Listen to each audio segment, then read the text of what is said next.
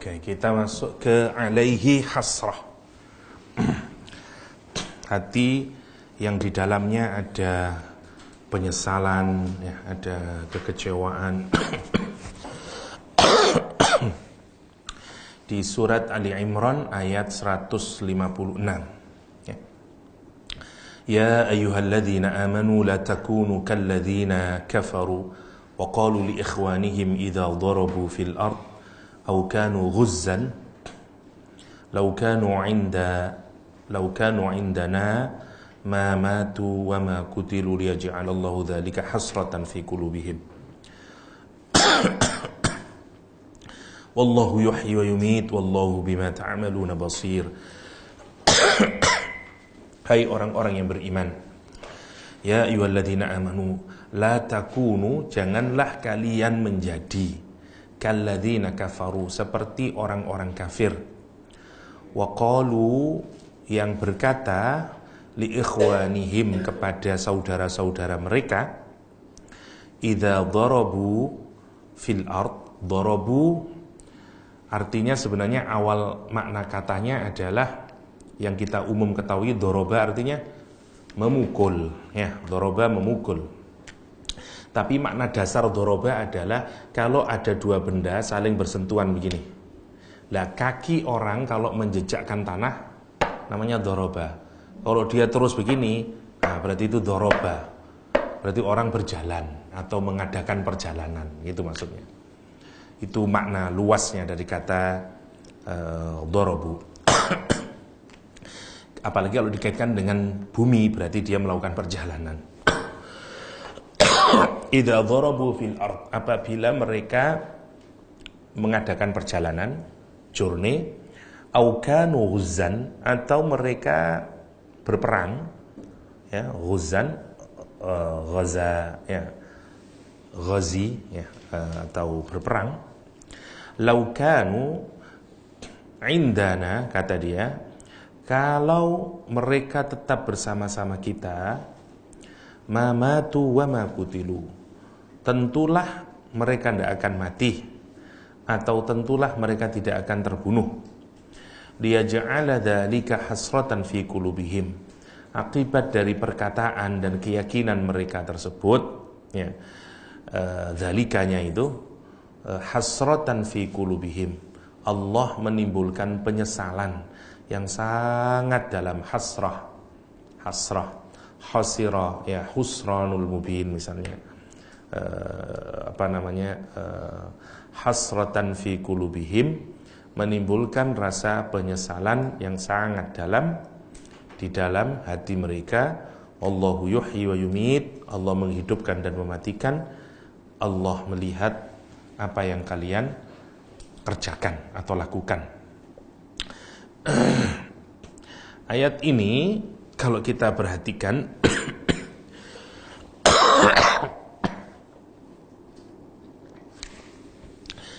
ini orang-orang beriman diingatkan oleh Allah SWT, janganlah kamu seperti orang kafir atau orang munafik yang berkata kepada saudara mereka apabila mereka mengadakan perjalanan untuk berdagang, maksudnya kata Ibnu Katsir, ya, maksudnya untuk berdagang, ya, idza darabu fil ard ay safaru litijarah, mereka berdagang atau yang selainnya, au kanu ghuzzan, atau fil ghazwi, atau mereka dalam permenang. Dia bilang, lau kanu indana, jika kamu tetap bersama kami di sini, maksudnya tidak ikut perang, fil balad, ya, tetap berada di negeri, ma matu wa ma kutilu, kamu tidak akan mati dalam perjalanan atau kamu tidak akan mati dalam peperangan, karena orang munafik tidak ikut perang, ya.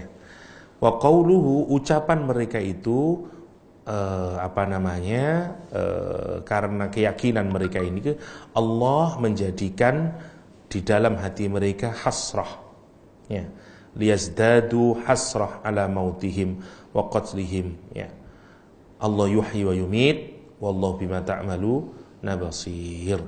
Jadi wataknya misalnya Abdullah bin Ubay bin Salul, begitu dia menjadi orang munafik pasca Rasulullah SAW dinobatkan oleh orang-orang Yasrib, Aus dan Khazraj serta orang Muhajirin sebagai pemimpin umat di Yasrib yang Nabi kemudian menggantinya menjadi Madinah, Abdullah bin Ubay bin Salul seakan-akan menjadi orang mukmin padahal dia munafik.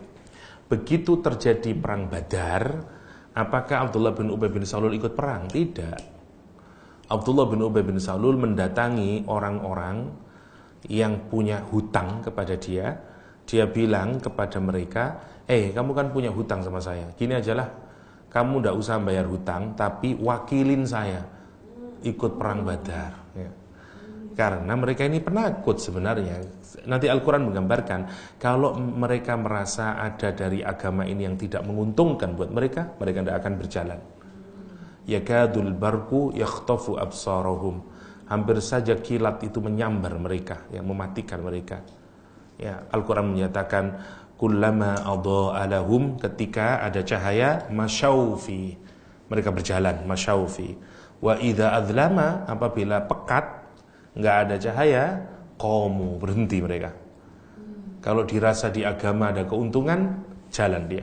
Kalau dalam agama dirasa tidak ada keuntungan, berhenti dia.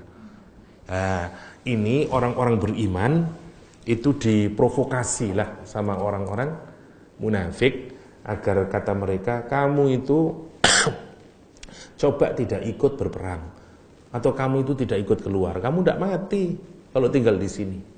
Padahal apa yang harus kita pikirkan itu, mati dan hidup itu urusan Allah Subhanahu wa taala. Ini penting. Kadang-kadang kita latihan kayak begini ini kapan? Saat naik pesawat, ya. Saya kapan hari ke Bengkulu, saya agak trauma naik Lion, ya, karena berkali-kali jatuh terus di Indonesia.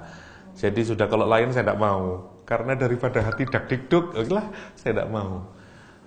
Akhirnya tidak tahu ditelepon sama Pak Rektor, Yahya kamu gantiin saya, kata dia. Kita ada rapat apa namanya antar universitas se-ASEAN, kita namanya ada Association Islamic University something gitulah, dengan beberapa universitas di Malaysia. Saya mewakili, tiket sudah dipersiapkan, tidak bisa menolak udah. Begitu saya lihat, aduh Lion, aduh.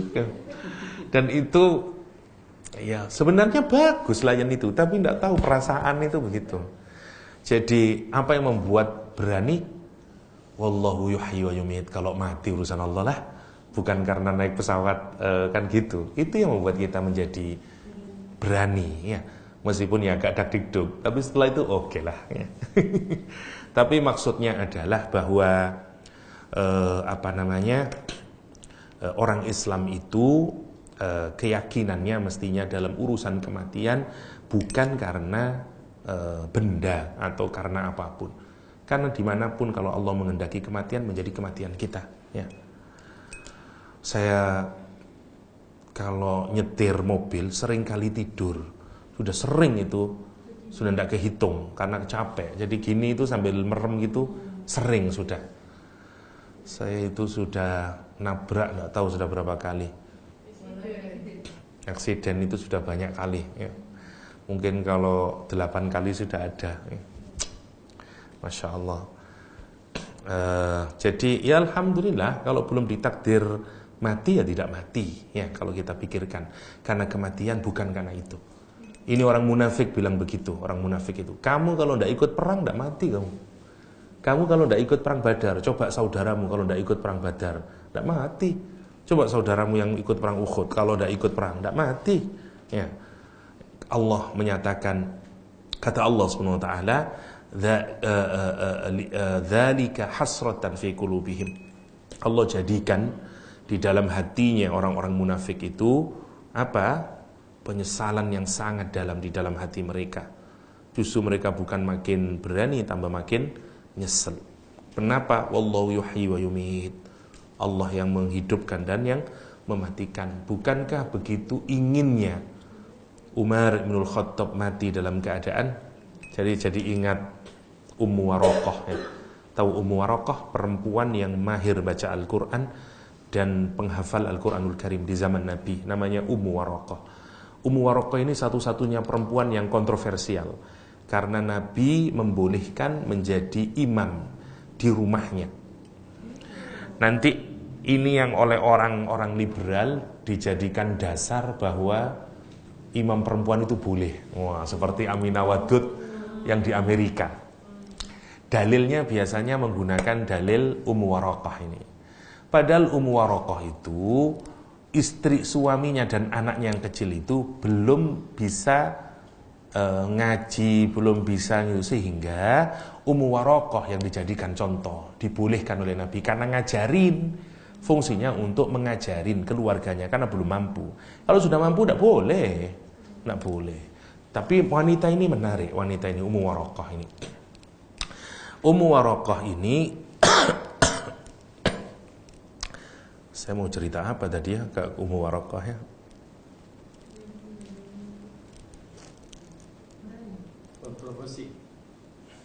Kontroversi. Kenapa? Kenapa saya kok blank ya? Ya Allah.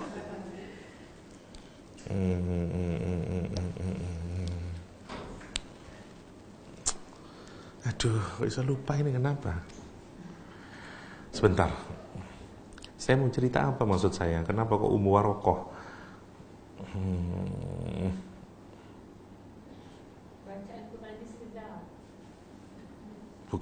Bukan ke sana maksudnya. Oke, ingat sudah. Ummu Waraqah ini kemudian di perang Badar, dia datang ke Rasulullah SAW dan menyatakan, "Idzanli, ya Rasulullah, izinkan aku untuk menjadi perawat bagi mereka yang sakit dalam peperangan Badar." Ya, jadi dia mendaftar untuk menjadi nurse, ya, agar merawat mereka yang sakit di perang. Dan kata dia, semoga dengan itu Allah memberikan rizki kepadaku sebagai syahidah, sebagai perempuan yang syahid. Oleh Rasulullah SAW menyatakan, "Qirri," kata dia, "fi baitik, tinggallah kamu di rumahmu karena Allah menjadikanmu syahidah." Jadi Rasul kemudian memanggil Ummu Waraqah ini, meskipun tidak ikut perang, Rasul memanggil syahidah. Bahkan Rasul menyatakan pada sahabat, kadang-kadang menyatakan, "Intaliqu bina nazuru Ummu Waraqah." Kata Rasulullah, "Ayo kita pergi ke rumahnya syahidah Ummu Waraqah." Sampai kemudian selesai perang Badar, Ummu Waraqah masih hidup. Rasulullah meninggal dunia, Ummu Waraqah masih hidup. Di masanya Abu Bakar As-Siddiq, Ummu Waraqah masih hidup. Di masanya Umar bin Khattab, Ummu Waraqah kemudian punya jariyah, punya budak dua, yang budak dua ini bikin plot membunuh Ummu Waraqah. Jadi kemudian ditusuk dan dia syahid di rumahnya. Begitu syahid, Umar bin Khattab mengingat kata-kata Rasulullah dulu. Karena katanya Ummu Waraqah itu sudah syahidah. Dan Umar menggunakan kalimat yang dipakai Rasulullah SAW dulu. Kata Umar, "Intaliqu bina nazuru asyahidah." Kata dia, "Mari berangkat kita mengunjungi rumahnya asyahidah," yaitu Ummu Waraqah. Apa yang bisa diteladani dari sini? Kejujuran hatinya, ketulusan hatinya, asyahidah Ummu Waraqah. Sama juga dengan orang Arab, Badui. Ini orang Arab dari desa. Menjelang hijrah, dia datang ke Rasulullah SAW. Dan kemudian dia datang ke Rasulullah SAW. Kata dia, "Ya Rasulullah, saya beriman kepadamu dan saya akan berhijrah, uhajiru ma'ak, aku berhijrah bersamamu." Oke, kata Rasulullah. Hijrahlah dia ke Madinah. Begitu di perang Badar, dia ikut perang. Setelah perang, menang, dapat ghanimah, semuanya dikasih war booty-nya. Rasulullah ngasih ke orang ini, tapi orang ini tidak nampak. Akhirnya Rasulullah pesan kepada sahabatnya, "Ini nanti tolong berikan kepada si fulan dari desa itu, si Badui itu." Si Badui muncul, diberikan. Badui berkata, "Ma hadza?" Apa ini, kata dia. Sahabat menyatakan, "Qismatun qassamallahu an-nabi sallallahu alaihi wasallam." Ini adalah bagian yang Nabi bagi untukmu karena engkau ikut perang Badar. Kata dia, diambil itu. Dan kemudian dia datang ke Rasulullah SAW. Dan kata Rasulullah, diberikan bagian dia kepada Rasulullah. Dia berkata, "Ya Rasulullah, ma hadza?" Ya Rasulullah, apa ini? Kata Rasulullah, qismatun qassamallahu lak. Ini adalah bagian yang Allah bagi untukmu. Kata dia, saya ini ikut berperang bukan karena ini ya Rasulullah.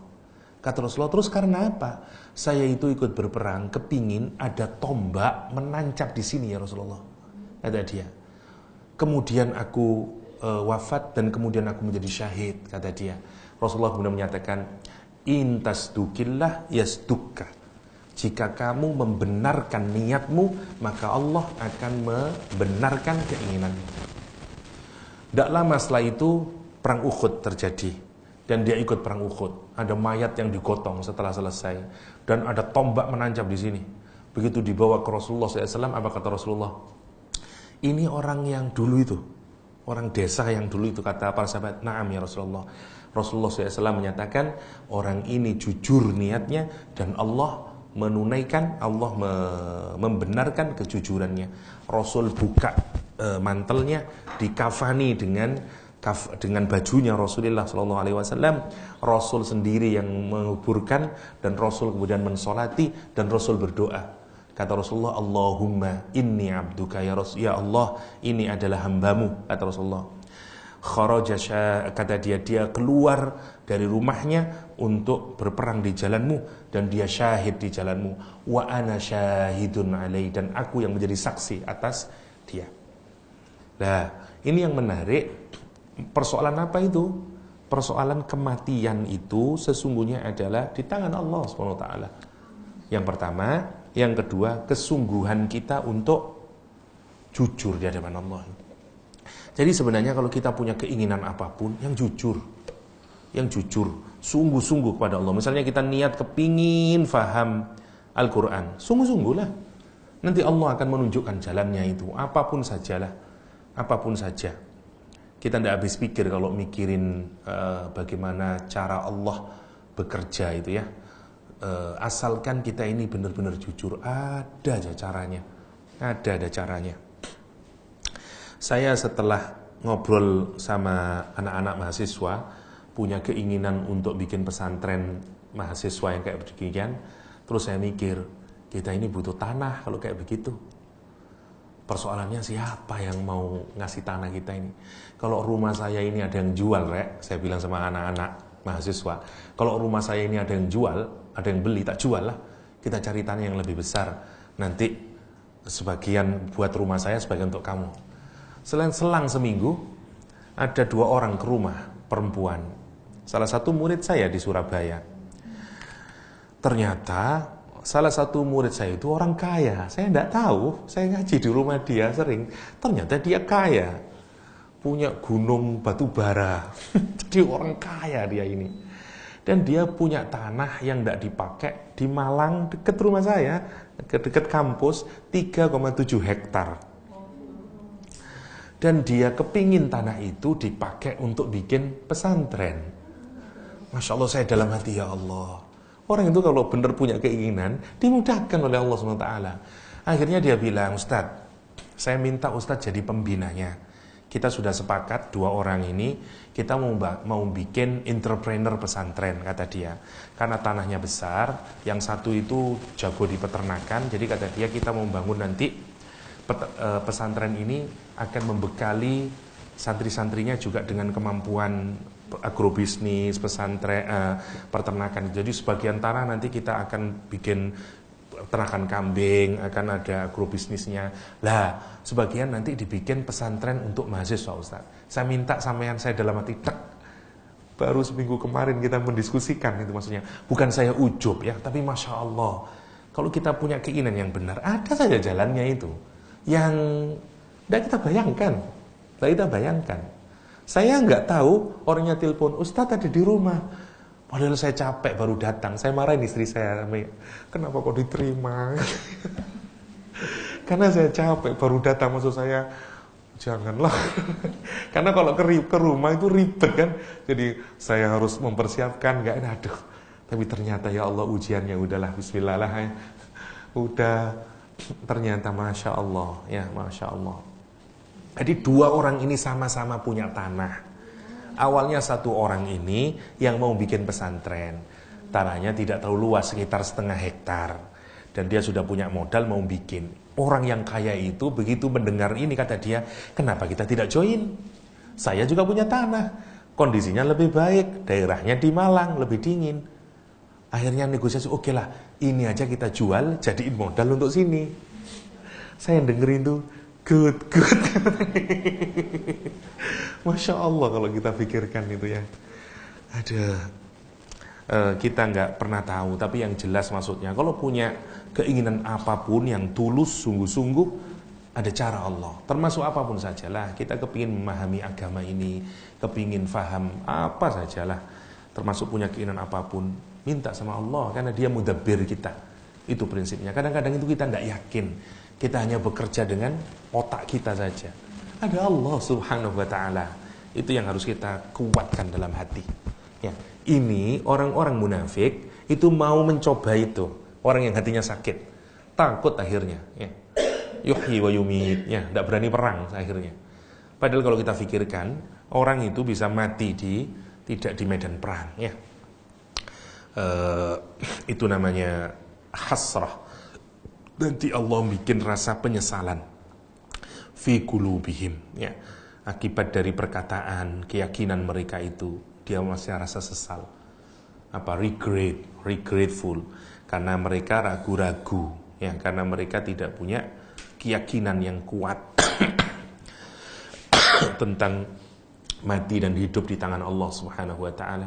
Kalau kita pikirkan, semuanya kan sama sebenarnya, antara hasrah dengan yang tadi rapuh tadi ya, yang wali tadi, mualah tadi ya, itu kan sama sebenarnya. Dia kan mualah karena dia takut tidak dapat proteksi, takut tidak dapat bantuan, kan kayak begitu.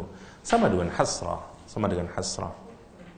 Hatinya itu penuh dengan penyesalan dalam pengertian urusan dunia, bukan nyesel karena dosa-dosa yang dia lakukan ya. Bukan nadam, tapi hasrah ya.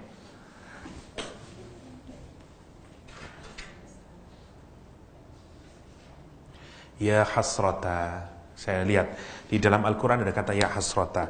Perhatikan, ada kata ya hasrata, menarik. Kita lihat suratnya, karena ini cukup asik, dicari dulu. Ya hasrata ala ma farrattu itu.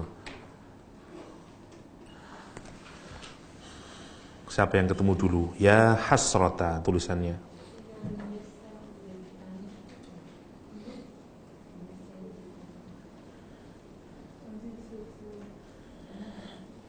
Ada yang sudah ketemu?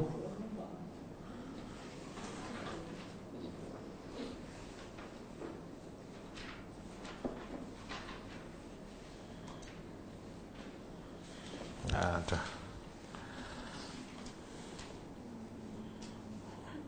Saya pengen nguatin kata itu. Ada? Sudah dapat? Kok enggak dapat ya? Ya udah apa-apa. Udah internet aja kelamaan. Ya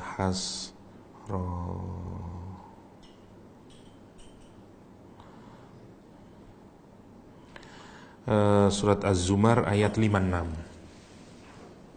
Az-Zumar 56.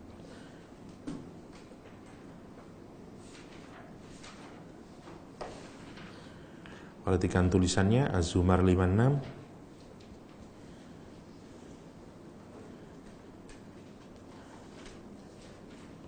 Ketemu? Antaku la nafsu ya mana kok hilang ya sudah. Allah. Az-Zumar 56. Antakula nafsu ya hasrata ala ma farrattu fi jambillah wa in kuntu laminas sakhirin ya. Perhatikan, ini penyesalan yang dimiliki oleh orang-orang yang terlalu banyak maksiat sehingga dia menyesal nanti di akhirat ya. Dan kalau orang itu kalau menyesal ngomongnya sebenarnya begini asalnya, Asal kalimat ini ngomongnya begini, ya hasroti, oh penyesalanku. Lihat artinya. Di situ artinya juga oh penyesalanku. Aslinya bahasa Arabnya ya hasroti. Tapi kenapa kok dibaca ya hasrota? Nah itu yang menarik. Ceritanya salah satu hikmahnya itu begini. Kalau kita bilang ya hasroti, hasroti itu bibir kita tersenyum. Ya, seperti cheese. Nah, kalau kita di foto cheese, nah gitu. Oke. Jadi kalau ya hasroti itu fisiknya kelihatan tidak nyesel, kelihatan bahagia. Allah itu nggak mau, hatta ngomongnya itu menunjukkan rasa bahagia. Sehingga ti diganti a. Ya hasrota, selain bunyi a itu untuk menunjukkan rasa sengsara. Jadi orang Arab itu kalau misalnya menunjukkan tangisan, penyesalan, sedih, itu aba, ya abata, begitu. Bukan ya abati, nanti kalau menyesal itu ya abata, begitu. Ya ummah, misalnya ya Husain. Kalau kita screaming orang Syiah, bukan ya Husain, ya Husaina, begitu. Ata itu seperti kita kayak gitulah gampangannya. Nah, ini digituin oleh Allah. Satu selain ya hasrota, itu saking Tuhan nyeselnya saya, gitu. Sekalian juga kalau kita bilang a itu tidak menunjukkan kegembiraan. Tapi kalau i menunjukkan kegembiraan, akibat i menunjukkan kegembiraan, ini kalau balaghahnya ya, maka dihapuskan sehingga ya hasrota. Mestinya ya hasroti, kan enggak enak kalau gitu. Ya hasroti. Nah, ini sedih atau enggak ini? Masya Allah ya Al-Quran itu. Padahal kalau orang menjerit, enggak mungkin. Nah, orang menyesal tiba-tiba ya hasroti. Nah, kamu sedih. Ya enggak sedih lah kalau begitu. Benar ya, Masya Allah. Itu maksudnya ya hasrata, ya hasrata. Nanti hatinya orang yang sakit itu penuh dengan hasrah, penyesalan maksudnya. Oke, tinggal berapa res? Aduh, tinggal 4. Oke, mukhalifu lil qaul, Ali Imran 167.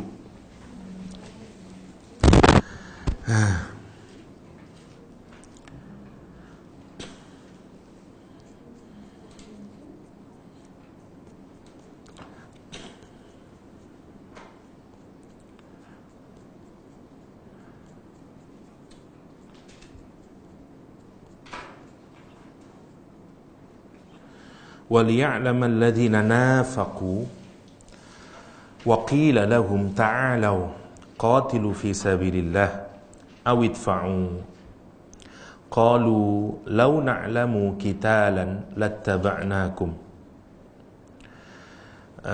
هُمْ لِلْكُفْرِ يَوْمَئِذٍ أَقْرَبُ مِنْهُمْ لِلْإِيمَانِ يَقُولُونَ بِأَفْوَاهِهِمْ مَا لَيْسَ فِي قُلُوبِهِمْ وَاللَّهُ أَعْلَمُ بِمَا يَكْتُمُونَ.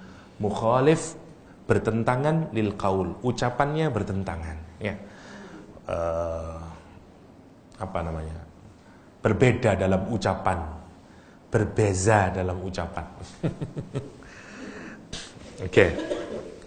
Itu cirinya lah, ciri hati yang sakit, simpulnya sama kayak orang munafik. Ya, kalau berbicara dia berbeda apa yang dimaksudkan. Kata dia, waliya'lamal ladzina nafaqu, supaya Allah mengetahui siapa orang munafik. Wa qila lahum, dan dikatakan kepada mereka, ta'alau, ya, marilah berjuang, qatilu fi sabilillah, berperang di jalan Allah SWT, awidfa'uhu, atau pertahankanlah dirimu. Qalu law na'lamu qitalan lattaba'nakum, kata dia, sekiranya kami mengetahui terjadi perangan, tentu kami akan ikut. Hum lil kufri yauma idzin, mereka pada hari itu lebih dekat, kata Allah, minhum lil iman. Tentulah sekiranya, kata dia, mereka pada hari itu lebih dekat kepada kekafiran daripada keimanan. Yaquluna bi afwahim, mereka berbicara dengan mulut mereka, ma laisa fi qulubihim, tapi enggak dari hati mereka. Berbeda antara mulut dan hatinya. Wallahu a'lamu bima yaktumun, dan Allah lebih tahu dari apa yang dia sembunyikan dalam hatinya. Karena itu sifatnya mukhalif lil qaul. apa namanya itu ya, bahasa yang lebih mudah. Cakap tak serupa, pikir, bikin. Kata lain buat lain. Yang di hati beda dengan yang di mulut. Itu maksudnya. Ya, hati mulut berbeda. Ya, ya memang berbeda, tapi ucapannya. Ya. Mulutnya bilang cinta, hatinya bilang benci. Nah, itulah contohnya. Itu alaihi hasrah. Mukhalif lil qaul. Mukhalifun lil qauli. Ya. Hasrah ini penyesalan, regret untuk memudahkan. Mukhalif hati tidak sama dengan mulut, dengan lisan.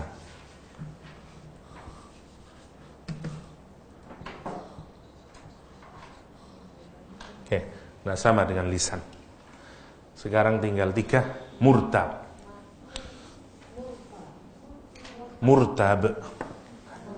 Murtab dari kata roib. La roiba fi, ragu. At-Taubah 45.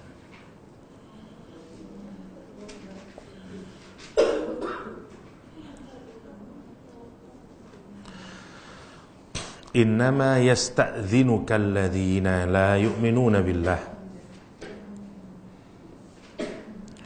wal yaumil akhir.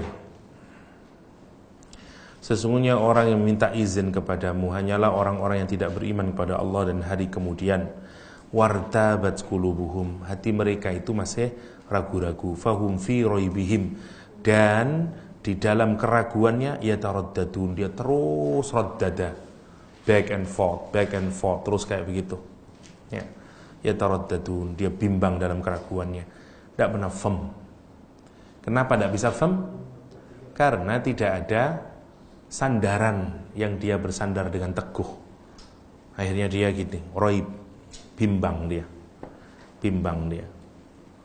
Terus yataraddadun. Ini simpel saja kalau itu. Udah simpatnya begitu. Kenapa kok bimbang? Masih ingat yang dulu kita bahas di surat At-Taubah?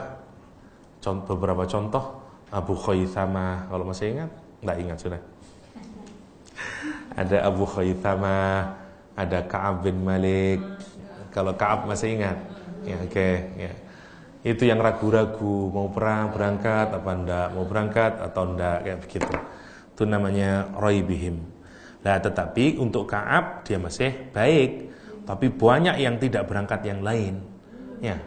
Karena misalnya panas yang menyengat ya, dan segala macamnya itu karena Nisa Banul Ahmar yang kata dia ya, dan segala macamnya itu yang karena ada blonde yang kata dia, atau orang Indonesia ya, karena ada si blonde ya. Oke, itu fi raibihim. Saya tidak mengulangnya, dulu sudah kita bahas ya, dia ragu-ragu hatinya. Dia murtab, raib, ragu-ragu agar-agar ya. Oke, tinggal 2 lagi. Fihi nifaqun, di dalamnya ada sifat nifaq. Semuanya Taubah juga ini sudah 77. Ini udah jelas kalau ini mudah, ini ada nifaq. Kalau ada nifaq jelas, ciri-ciri sifat nifaq berarti ada di dalamnya. Itu hatinya orang yang sakit. 77.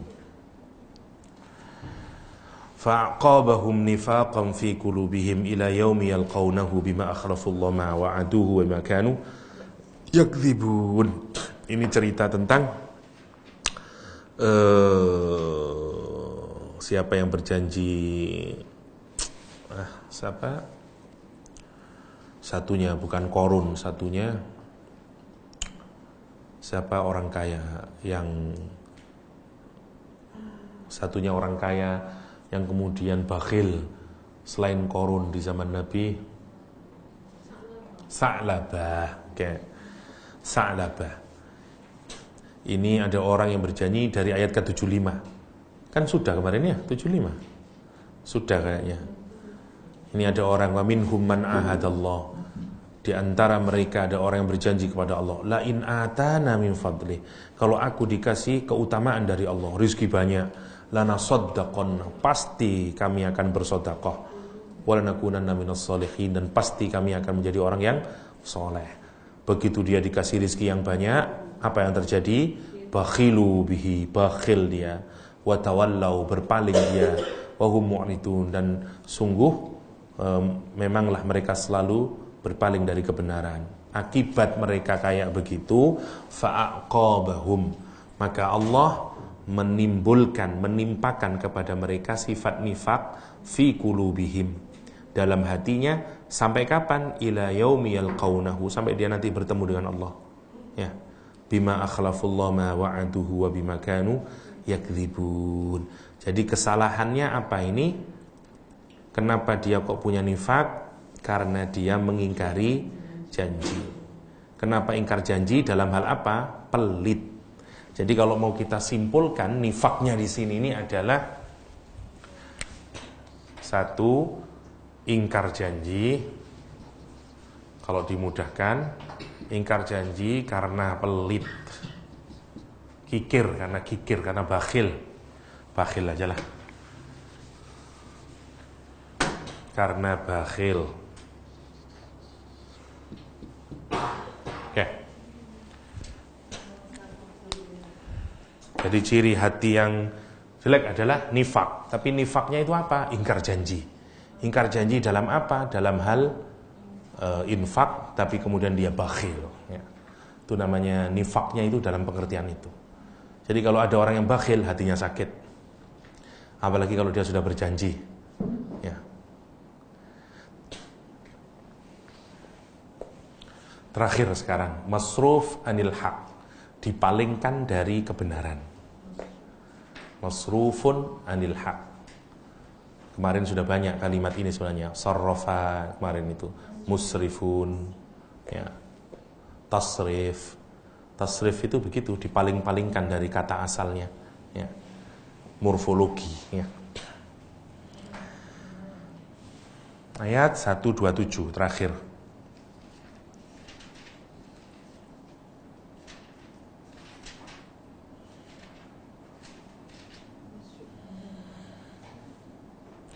Wa idza ma unzilat suratun nadhara ba'dhum ila ba'din hal yarakum min ahadin thumma sarafu sarafallahu qulubahum bi annahum qaumun la yafqahun.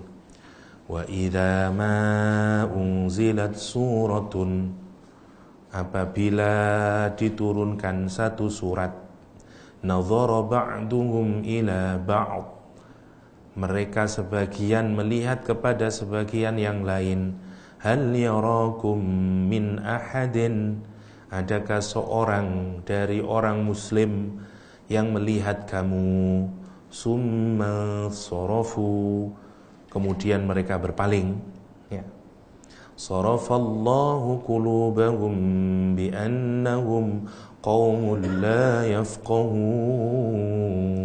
gitu. Allah memalingkan hati mereka disebabkan mereka kaum yang tidak mengerti. Sama saja sifatnya munafik ini, ya. Kalau turun ayat kepada mereka, sebagian memandang sebagian yang lain, ya. Kemudian dia berkata, hal yarakum min ahad, adakah orang Islam yang melihat, ya.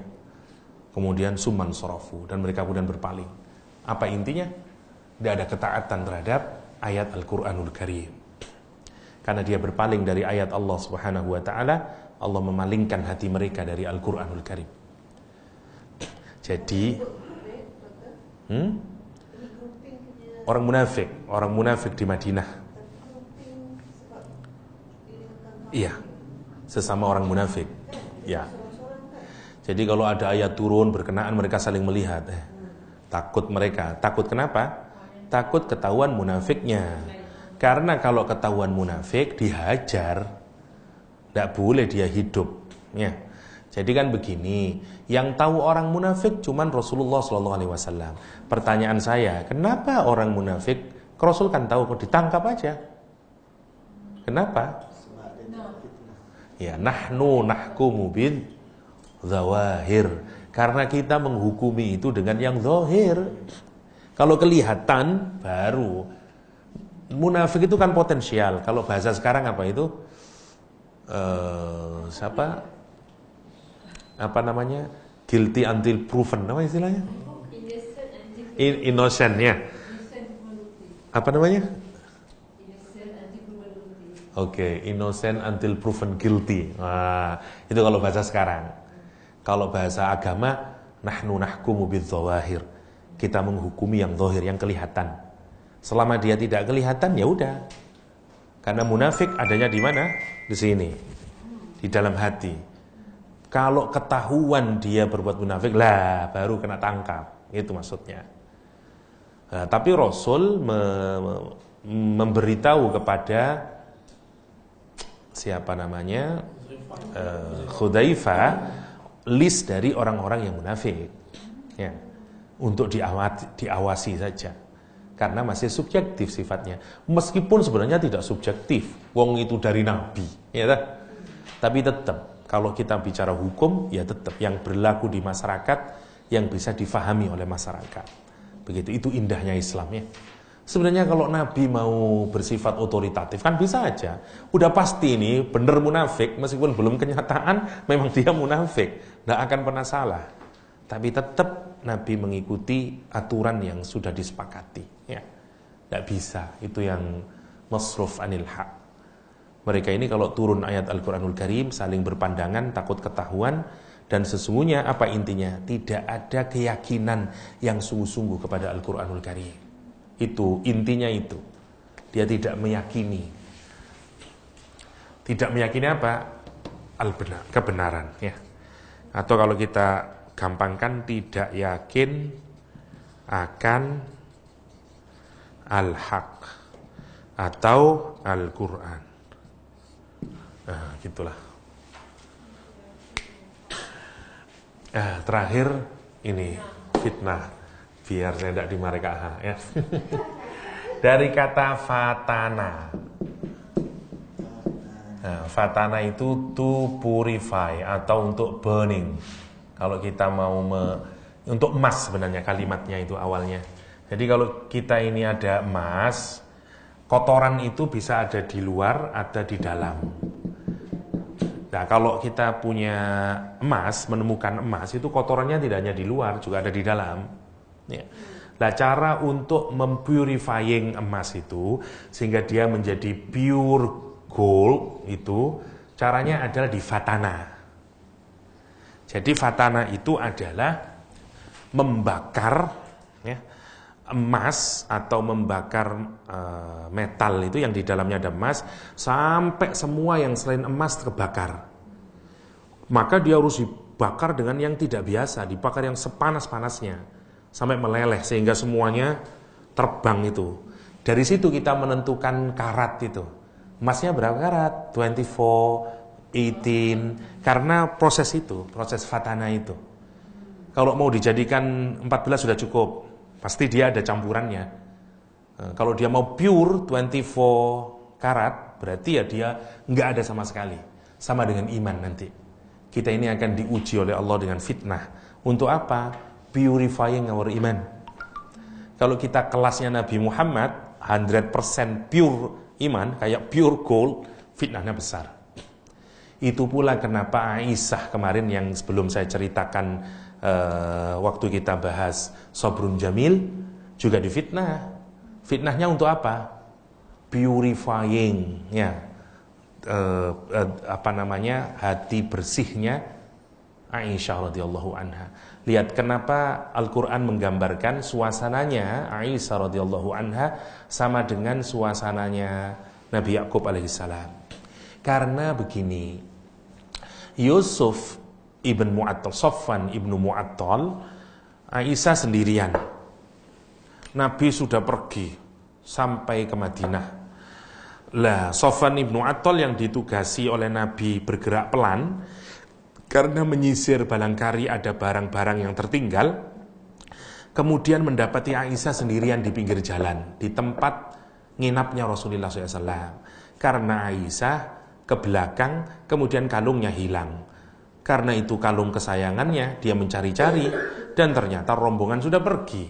Aisyah sendirian. Berharap apa Aisyah? Suamiku pasti mencariku. Karena aku tahu betapa baiknya Nabi Muhammad SAW. Dengan keyakinan itu Aisyah menunggu itu.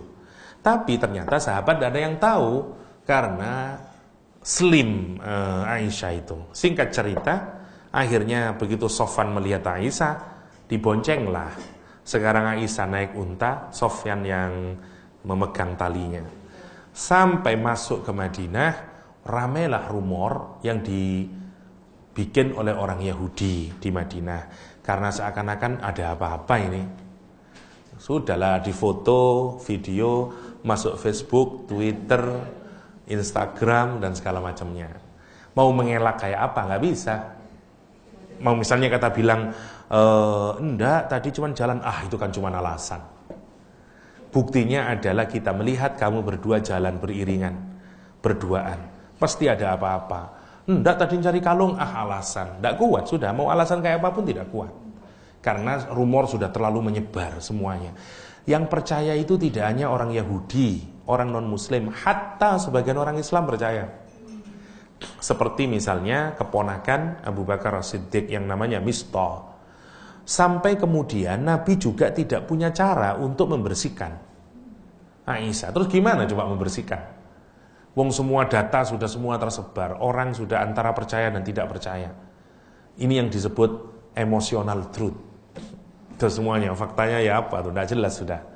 Oke, Aisyah nangis terus. Akhirnya Aisyah minta izin kepada Rasulullah untuk pulang ke rumahnya. Oleh Rasulullah diizinin. Rasul kemudian bersikap sebagai gentleman, sebagai seorang suami yang keren ya. Kata Rasulullah SAW, dipanggil. Rasul ngumpulin. Itu namanya objective truth. Hebatnya Rasulullah itu. Dia tidak dibawa feelingnya.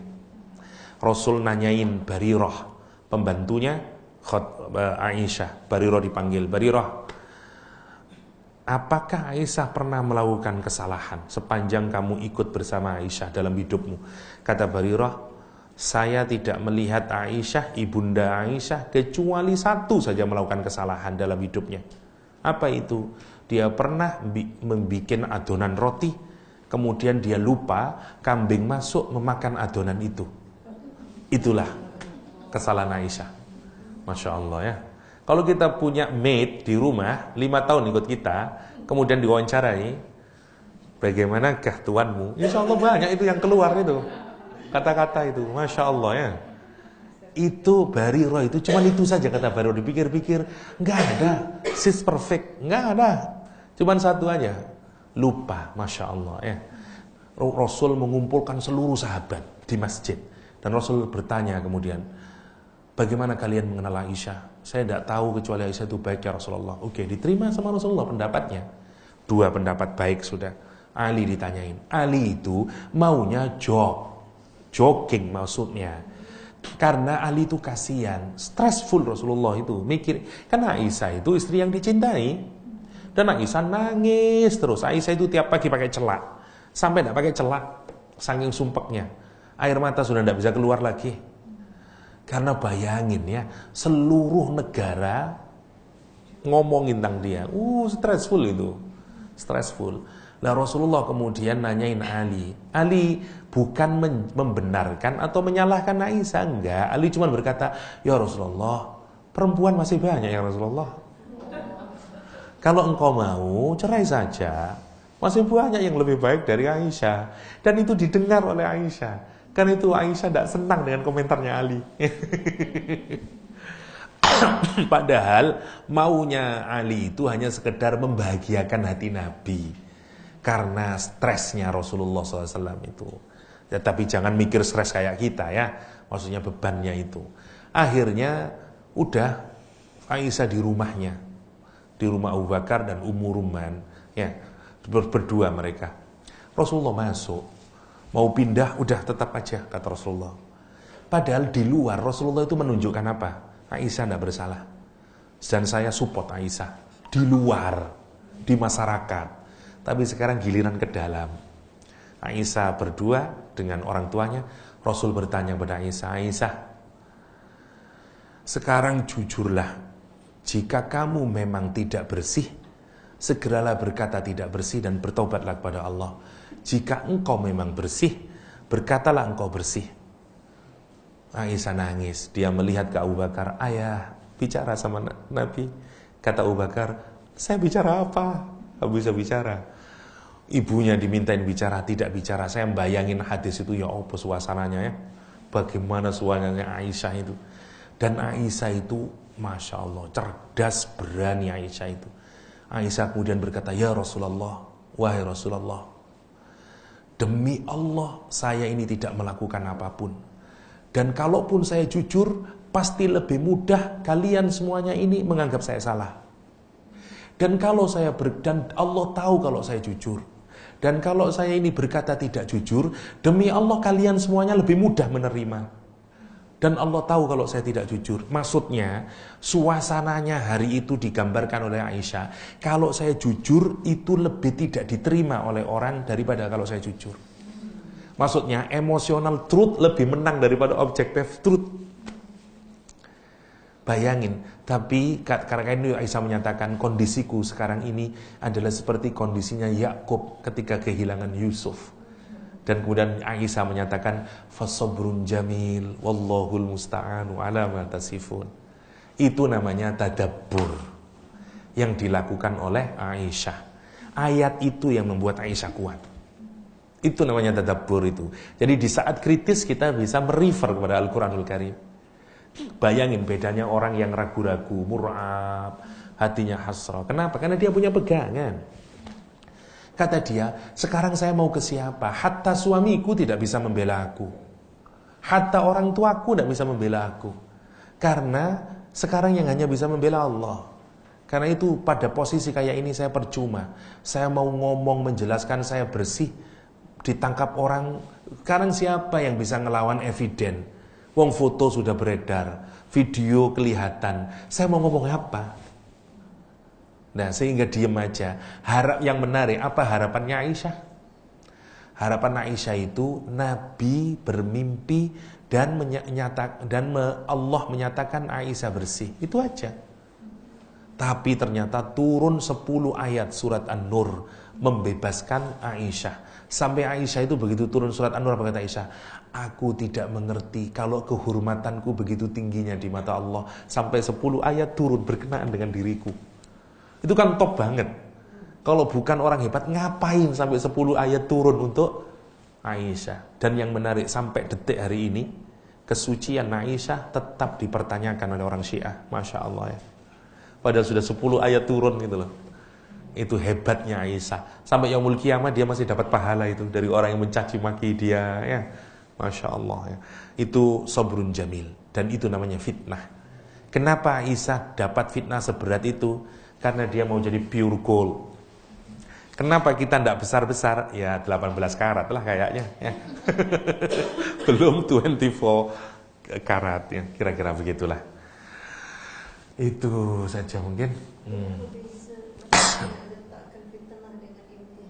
Oke. Fitnah ujian iman. Kalau di dalam semuanya sebenarnya ujian iman. Jadi tapi tesnya berbeda kalau fitnah itu. Misalnya Al-Quran, walaqad fatanna alladzi, kata Al-Quran, aku tidak akan biarkan orang itu menyatakan iman sampai aku memberikan fitnah kepada dia. Dan itu fitnah itu memang bagian dari ujian. Tapi kalau kita kelompokkan di dalam dalam 3 kategori itu, fitnah mungkin bisa kita masukkan ke dalam ibtila. Atau kalau mau disendirikan, dia bisa masuk bala, bisa masuk ibtila, tergantung level of intensity-nya ya, level of intensity-nya. Tapi intinya sama sebenarnya. Tapi fitnah itu lebih ke hati lah, lebih susah karena memang dia fokusnya untuk membakar iman. Kalau kita melihat yang dari Nabi, fitnah itu atau dari Al-Quran, ujian di mana kita tidak bisa mengandalkan siapapun kecuali Allah. Itu namanya fitnah. Kalau pada case para anbiya, baik itu Nabi Yakub, baik itu Aisyah, radhiyallahu anha. Kalau kita punya bala, kita masih bisa ngandalin siapapun. Kita ibtila masih bisa ngandalkan. Kalau fitnah kita tidak bisa ngandalin. Jadi kalau kita mau ngukur apakah saya ini menjadi orang yang imannya tinggi, kalau kita diuji, apakah kita masih dapat bantuan yang bisa kita andalkan. Kalau masih ada yang bisa dapat bantuan, wah berarti masih belum. Saya bawa ke psikiater, selesai ujian saya. Saya bawa ke psikolog, selesai ujian saya. Oh, berarti belum. Kalau sudah siapapun tidak bisa nolong, hanya Allah yang bisa nolong. Nah, itu namanya real fitnah. Sudah tidak ada siapapun yang bisa menolong kecuali Allah SWT. Maksudnya, memang itu satu ujian di mana hati kita maunya hanya terpaut kepada Allah dan tidak kepada yang lain. Kita tidak mengandalkan siapapun untuk menyelesaikan persoalan kita kecuali Allah. Kenapa tidak mengandalkan siapapun? Apakah salah kalau kita tidak ikhtiar? Karena semua ikhtiar sudah buntu, itu loh maksudnya. Ibaratnya orang ini sudah ke mana-mana, sudah tidak bisa lagi. Dan dia akhir mentok, saya hanya kepadamu ya Allah. Udah gitu maksudnya. Itu yang disebut dengan fitnah. Itu mungkin. Jadi besok mau surat taubah atau amradul qulub sama akhlak?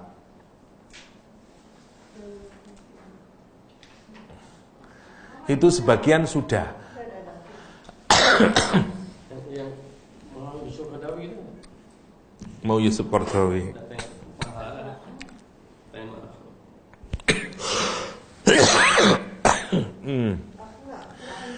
Kalau di sini ya, slide 1 sudah karena judul.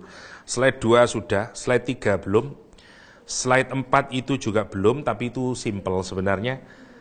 Misalnya slide ketiga penyakit hati dan obatnya. Slide keempat apa yang menyebabkan kerasnya hati. Slide kelima sudah kita bahas, itu sifat-sifatnya hati sudah kita bahas. 6 sudah, 7 belum. Ini siapa saja yang dicintai oleh Allah. Anwaul Qulub sudah, ke-8 sudah, jadi sebagian sudah. Akhlak Quran belum, sisanya belum. Belum. Obatnya hati ada yang dibawa kecil-kecil itu Kak. Nah yang dibawa kecil-kecil ini 1, 2, 3, 4, 5, 6 itu yang kecil-kecil ini. Yang amradul qulub. Amradul qulub. Itu. Ya, itu ada nifak, hasad, mengikuti hawa nafsu, riya, sombong, sama suudzon. Obatnya ada 1, 2, 3, 4, 5, 6, 7, 8. Kalau penyebab hati ada 1, 2, 3, 4, 5, 6, 7, 8 juga. Kalau orang yang dicintai Allah ada 1, 2, 3, 4, 5, 6, 7, 8 juga.